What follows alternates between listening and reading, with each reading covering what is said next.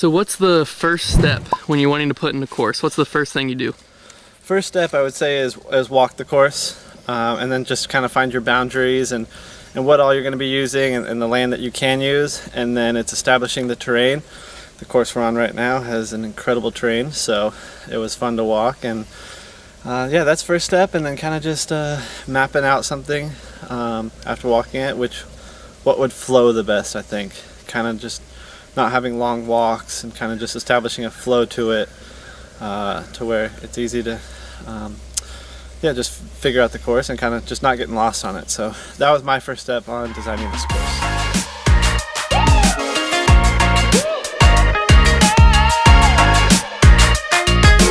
So you've been designing this course. Where exactly are you at in the design process with it?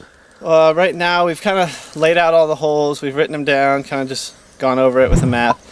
And this morning we came out, flagged all the tee pads, flagged the baskets, and now we got our golf disc and we got a portable basket, so we're kind of putting it at every basket location and throwing for the tee pads and just kind of seeing how it works, how it flows, how it kind of just lays out.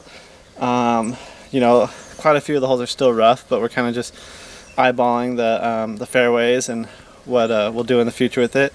And we're kind of, so far we've kind of found somewhere we're like, okay, we need to move this tee pad about 50 feet further back, or this basket can kind of move left or right. So this is the fun part. This is where we're kind of dialing it in and seeing, you know, kind of where we're going to go with the final project.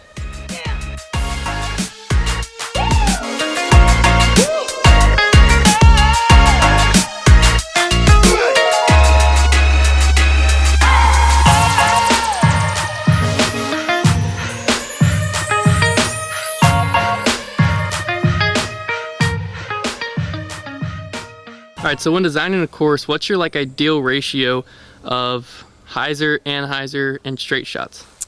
I guess this is more of a personal one for me, because I do throw mainly right-handed backhand, and I think most of the sport does. So I want to kind of create like a challenge. You know, a lot of holes finishing to the right, or straight shots kind of just at the end finishing to the right. Something that's not commonly thrown by the majority of the sport, so I'm kind of making it a challenge to most players. I'm not saying it's lefty friendly, because they are still you know, tough lines to throw, so just making it a challenge for all sorts of shots. So that's my main goal, is make a challenging course to where it's fair to both sides, but still not the common shots that we're throwing. What about open to wooded? Do you have a preference with that? Open to wooded, I think, you know, having a good mix is really key. I like longer holes that are, you know, wooded in the rough, but you kind of have a pretty fair fairway, whether that's 15 feet wide or 25 feet wide, as long as they're throwable. I'm happy with that. I don't like the random trees in the middle, so you probably won't see any of that with the courses that I'm helping with. So yeah, I think I like fairways, but I like them to be open without those gimmicky trees in the middle.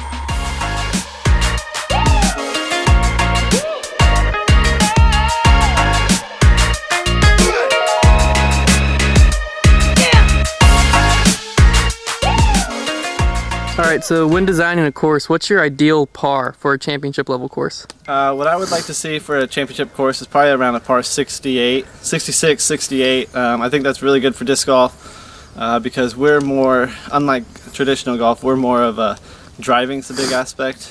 In traditional golf, putting is the big aspect. You know, they want to get on the green and then have two putts for par. We're kind of the opposite. We want to be on the green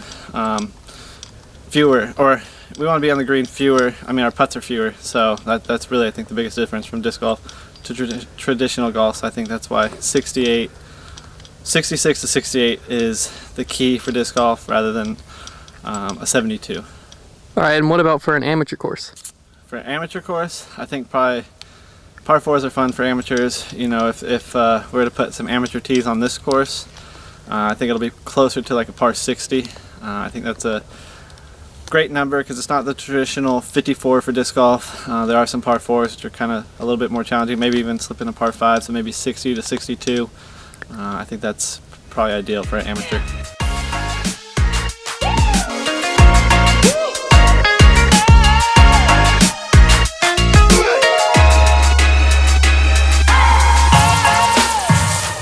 So when designing, a lot of people have trouble with tweener holes. What's your opinion on that? I think tweeners should be heavily avoided.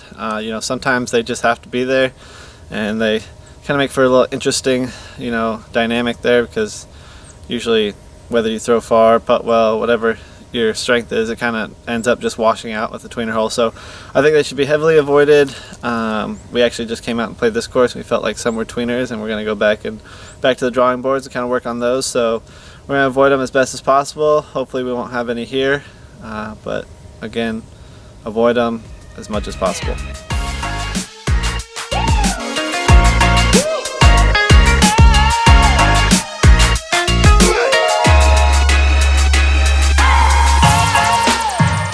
Okay, and when it comes to off the fairway, how much do you think that should be cleaned up?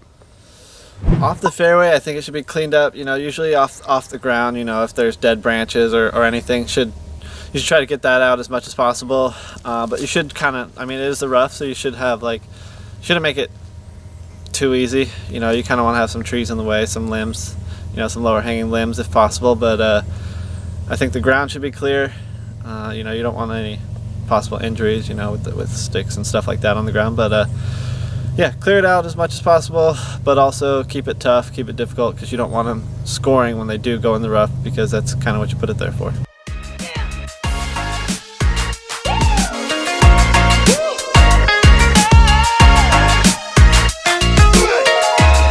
When you're designing, how much do you let the lay of the land and the different elements that the land brings in kind of change your flow of design, and how much do you just artificially cut in what you want?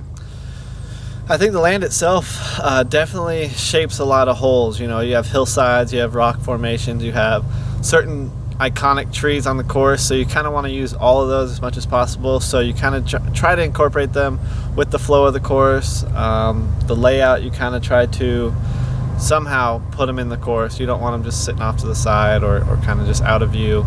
You want to use those. They kind of make for signature holes if possible, if they are that nice. So I try to put my more difficult holes around those pieces of property.